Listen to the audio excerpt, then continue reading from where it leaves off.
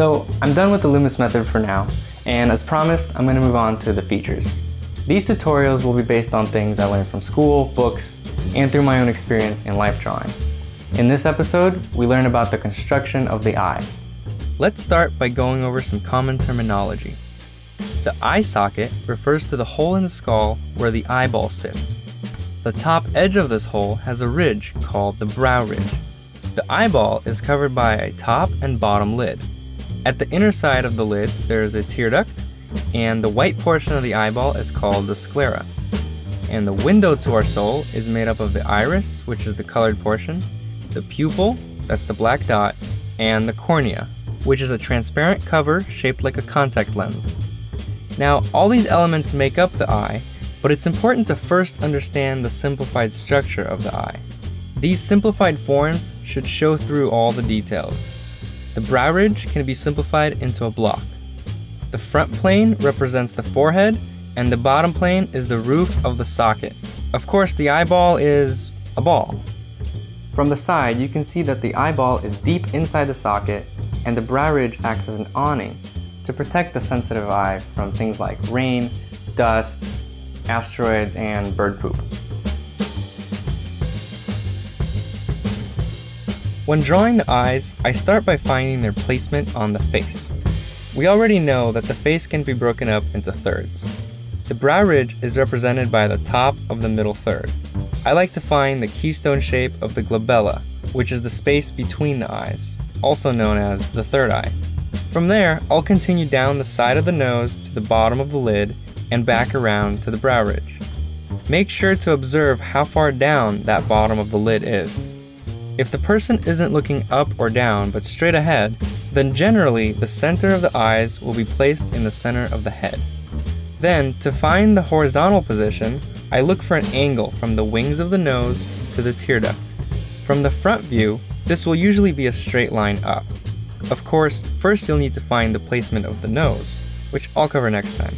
And as a general rule of thumb, this width of the eye is about the same as the distance between the eyes.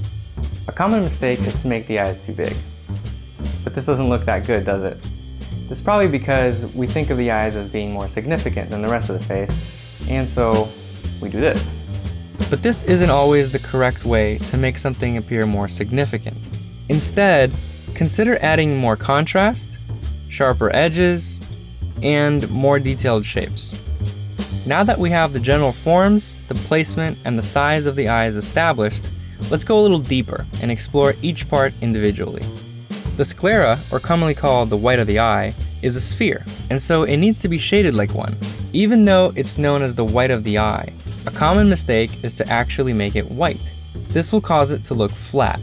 The part of the sclera that is visible through the opening in the lids usually has a soft gradation, and that's enough to show its roundness. The eyelids wrap around the eyeball, and so again, it's important to remember the simple spherical form underneath and how it affects the outer forms. Construct the shape of the top lid using 3 planes, the side planes and the top plane. For the bottom lid, I use 2 planes. Pay attention to the differences between all these angles and don't draw fish shapes or almond shaped eyes. They taste good, but they don't look good as eyes. Typically, the peaks of these planes won't be symmetrical. Look for this diagonal. Another factor that will change the shape of the lids is the cornea. Since it is a convex form, as the cornea moves, it will push the lids out. Notice how the shape of the top lid changes as the eye moves. Also, the lids have some thickness to them, so showing the bottom plane of the top lid and the top plane of the bottom lid is very important. If the light source is above the eye, as it usually is, the top lid will have a shadow underneath, and the bottom lid will have a highlight on top. From the side, the top lid sticks out further to protect what's underneath, just like the brow ridge. And the last thing about the lids is the epicanthic fold. Some people will have the skin covering the entire top lid. Others have the entire top lid visible, and some only a portion. The placement of the tear duct is not in the center. It's actually a little bit lower.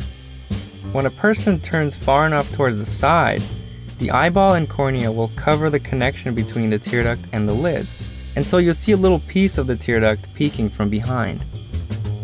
The shape and angle of the iris is commonly overlooked. It will only be a perfect circle from the front view. When the eye turns to the side, the shape becomes an oval.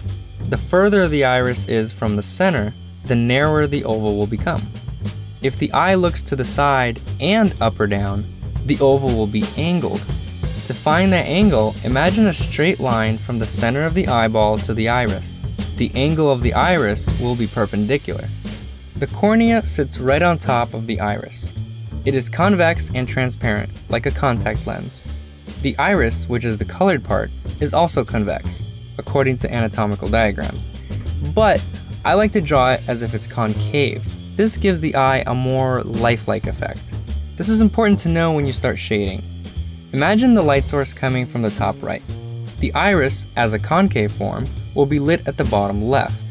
The cornea, as a convex form, will have the opposite light pattern. It will be lit at the top right. Since the cornea is transparent, only the highlight will be visible. So an easier way to remember all this is that the highlight will always be on the dark side of the iris. Then I'll put in the pupil as a black dot. The pupil is a hole in the iris that lets in light. The pupil dilates to let in more light and contracts to let in less light. When drawing the pupil from the side angle, be sure to draw it on the iris, not on the cornea. The eyebrow sits on the brow ridge and peaks towards the outer end. The outside ends tend to be lighter, thinner, and have less hair. The shape of the eyebrows varies from person to person, but men tend to have fuller, straighter types, while women tend to have thinner types that peak higher. The trick with eyelashes is to group them together into chunks and draw them as simple dark shapes. From the front, the dark shapes of the lashes will merge with the dark shadow under the top lid. If the lashes are long and curl up enough to be seen as individual lashes, still try to simplify them rather than drawing each lash. I like to draw them blurry as if they're out of focus, group them into little triangles, and vary the shapes. From the side, the shape is like a curly triangle.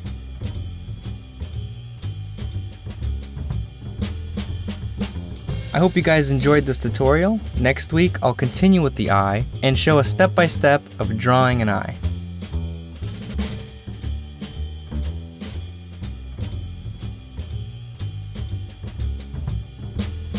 Hey, if you like this video, your friends might too.